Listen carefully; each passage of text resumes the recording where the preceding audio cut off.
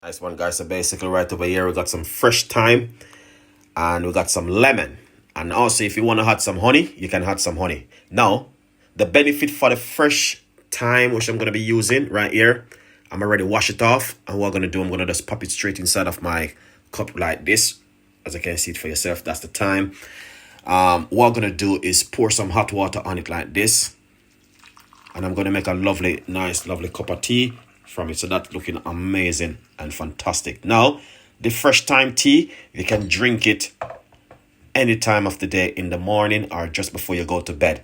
What I will be doing, I will definitely put the benefit of this thyme tea in the description box, because there are a lot of health benefits with thyme tea. All right, you can check it out, you can Google it yourself, but this is just an amazing recipe to share with you. This helps to fight against like inflammation into your body and a lot more stuff. So stay tuned for more tips from Chef Ricardo. Bye bye.